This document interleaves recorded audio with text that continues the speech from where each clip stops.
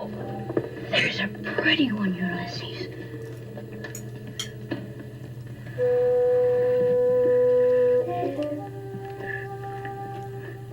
There it is. Hello BookTube, I'm Shawn the Book Maniac. Welcome back to my channel. Here is a Christmas story, and you know how I feel about Christmas. Well, I kind of amp up my Scrooge-like nature. It's not quite that Scroogey, but I find most Christmas literature puke-worthy. I found a story that isn't, so here it is. As you may know, I have a Patreon account, and I give my Story Seeker and above patrons 2 short stories audio narrated by yours truly every month. Here is the second story for December, which I'm giving to all of you as a non-puke-worthy Christmas present. This is a short story by SAKI, whose real name was Hector Hugh Munro, and his dates are 1870 to 1916. He was killed in World War II at the age of 45. Apparently he was old enough and was offered to be a captain or a general or whatever those highfalutin positions are in the army world, and refused it and was just a common soldier and was killed. And he was also gay. I didn't know that until Wikipedia outed him to me a few minutes ago. Famous short story writer. I can't remember if I've ever read a short story by SAKI to myself or to anyone else, but this one is quite sardonic, I guess. It's just a monologue, really. The first person, I think that he put out a collection of short stories called, let's see. This was published in 1904, and the book is called Reginald, a collection of short stories. It was followed up 6 years later by Reginald in Russia, and Reginald is a dandy. And this is Reginald opining on gift-giving at Christmas time. So if you don't know anything about my Patreon, the links are in the show notes. If you join at the Story Seeker level or above, you'll get 2 such short stories, not Christmas-themed, but 2 short stories. The one change that I'm happy to announce is that starting in December, I have begun to also feature more modern short stories, where I have been successful contacting the author and getting her or his express permission for me to narrate it on my Patreon page. So I've also opened up the first story in December, which is a very whimsical short story by the Calgary, Alberta writer who is very much alive. I just interviewed her on my channel a few weeks ago, and it's a short story by her. And I've opened that up for full access. I'll put a link to that short story in the show notes. It's called Vacuuming the Dog by Barb Howard. And then this one I'm actually putting on my BookTube channel as well as on my Patreon page. I'd love to have you join me over on Patreon if you're so inclined. Without further ado, here is Reginald on Christmas Presents by SAKI. Reginald on Christmas Presents by SAKI, the pen name of H. Munro. I wish it to be distinctly understood that I don't want a George, Prince of Wales prayer book as a Christmas present. The fact cannot be too widely known. There ought to be technical education classes on the science of present giving. No one seems to have the faintest notion of what anyone else wants, and the prevalent ideas on this subject are not creditable to a civilized community.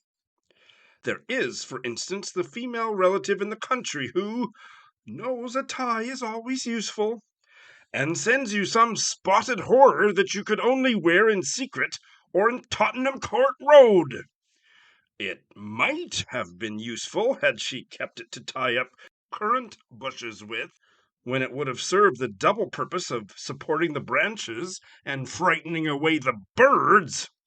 For it is an admitted fact that the ordinary tomtit of commerce has a sounder aesthetic taste than the average female relative in the country.